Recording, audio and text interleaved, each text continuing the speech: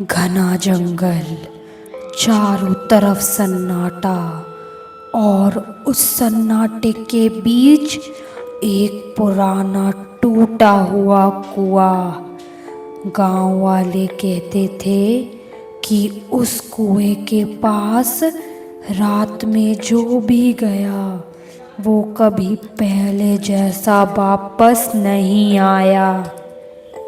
हर रात ठीक 2:13 पर उस कुएं से किसी लड़की के रोने की आवाज आती थी। कभी मदद मांगने की, कभी किसी का नाम पुकारने की। लेकिन सबसे डरावनी बात ये थी, जिसका नाम उस कुएं से सुनाई देता वो इंसान अगले कुछ दिनों में गायब हो जाता था। गांव के बूढ़े लोग उस रास्ते से गुजरना तक बंद कर चुके थे। बच्चों को सख्त मना था कि शाम के बाद उस तरफ मत जाना। लेकिन एक दिन शहर से आया एक लड़का, आरव, इस सब बातों को अंधविश्वास समझ बैठा। उसे लगा गांव वाले सिर्फ डर की कहानियां बनाते हैं। उसने अपने दोस्तों से कहा, अगर सच में वहां कुछ है तो आज रात मैं खुद जाकर देखूंगा। उसकी ये बात सुनते ही गांव के सरपंच का चेहरा उतर गया। उन्होंने कांपती आवाज में कहा, बेटा, उस कुएं में सिर्फ अंधेरा नहीं है, वहां कोई इंतजार कर रहा है। लेकिन आरव नहीं माना। उसे क्या पता था कि आज रात जो आवाज वो सुनेगा वो उसकी जिंदगी हमेशा के लिए बदल देगा। और उस पुराने कुएं का राज इतना खतरनाक था कि सुनने वाले की भी रूह कांप जाए। गांव का नाम था भैरवपुर। छोटा सा गांव, जहां रात होते ही लोग अपने घरों के दरवाजे बंद कर लेते थे। गांव के बाहर एक बहुत पुराना कुआं था।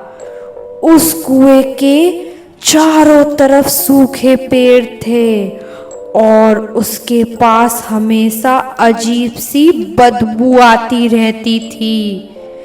कहा जाता था कि कई साल पहले उस कुएं में एक लड़की ने कूदकर जान दे दी थी। उसके बाद से वहां अजीब घटनाएं शुरू हो गईं। लेकिन आरव इन बातों पर विश्वास नहीं करता था। उस रात आरव अपने 2 दोस्त विवेक और करण के साथ कैमरा लेकर कुएं की तरफ निकल पड़े। जैसे जैसे वो लोग जंगल के अंदर जा रहे थे, हवा ठंडी होती जा रही थी। पेड़ों के पत्ते अपने आप हिल रहे थे। अचानक करण रुक गया। तुम लोगों ने सुना? आरव हंसने लगा। डर गया क्या? लेकिन तभी बचाओ, बहुत धीमी आवाज जंगल में गूंजी। तीनों के चेहरे सफेद पड़ गए। आवाज उसी कुएं की तरफ से आ रही थी। विवेक डरते हुए बोला, चलो वापस चलते हैं। लेकिन आरव कैमरा ऑन करके आगे बढ़ गया। जैसे ही वो कुएं के पास पहुंचा, उसे अंदर से किसी के रोने की आवाज आने लगी। वो धीरे धीरे कुएं में झांकने लगा। अंदर सिर्फ अंधेरा था, लेकिन अचानक 2 सफेद आंखें चमकी। आरव डर के पीछे गिर पड़ा। तभी कुएं से एक लड़की की हंसी सुनाई दी, धीरे धीरे और फिर बहुत तेज। तीनों भागने लगे, लेकिन तभी करण अचानक रुक गया। उसने कांपते हुए कहा, वो मेरे पीछे पड़ी है। आरव और विवेक ने पीछे मुड़कर देखा। एक सफेद साड़ी पहने लड़की, जिसका चेहरा बालों से ढका था, करण के पीछे खड़ी थी। उसके पैर उल्टे थे और उसकी गर्दन धीरे धीरे घूम रही थी। करण जोर से चीखा। अचानक उसकी टॉर्च बंद हो गई। चारों तरफ अंधेरा फैल गया। सिर्फ कुछ सेकंड बाद करण की चीख अचानक बंद हो गई। जब टॉर्च दोबारा जली, करण वहां नहीं था। सिर्फ जमीन पर उसके खून के निशान थे। आरव और विवेक डर के मारे गांव भाग गए, लेकिन असली डर अभी बाकी था। अगली सुबह पूरे गांव में खबर फैल गई कि करण गायब हो गया। गांव वालों ने कहा कुएं वाली चुड़ैल उसे ले गई। आरव को अब डर लगने लगा था, लेकिन उसे अभी भी पूरा सच नहीं पता था। उस रात आरव को अपने कमरे में किसी के चलने की आवाज सुनाई दी। टक टक टक। धीरे धीरे आवाज उसके बिस्तर के पास आने लगी। उसने डरते हुए आंखें खोली और उसका दिल रुक गया। कमरे के कोने में वही सफेद साड़ी वाली लड़की खड़ी थी। उसके चेहरे पर कोई आंखें नहीं थी, सिर्फ काला अंधेरा था और उसके मुंह में मिट्टी निकल रही थी। लड़की धीरे धीरे बोली, मुझे बाहर निकालो। अचानक आरव बेहोश हो गया। सुबह उसने गांव के सबसे बूढ़े आदमी दाताराम से बात की। दाताराम ने बताया, सालों पहले उस कुएं में गौरी नाम की लड़की को जिंदा फेंक दिया गया था, क्योंकि गांव वालों को लगा था कि वो अपशगुनी है। वो कई दिनों तक कुएं में जिंदा रही, मदद मांगती रही, लेकिन किसी ने उसे नहीं बचाया।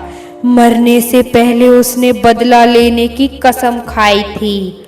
आरव अब समझ चुका था कि वो आत्मा बदला चाहती है।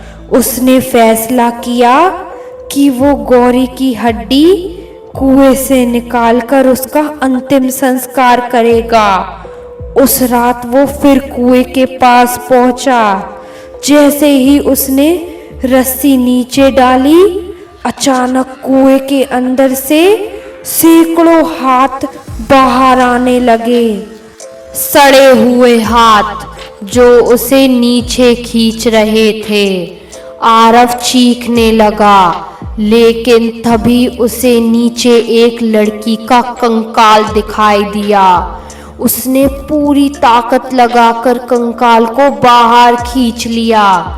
अचानक पूरा जंगल कांपने लगा, पेड़ हिलने लगे और कुएं से भयंकर चीख निकलने लगी।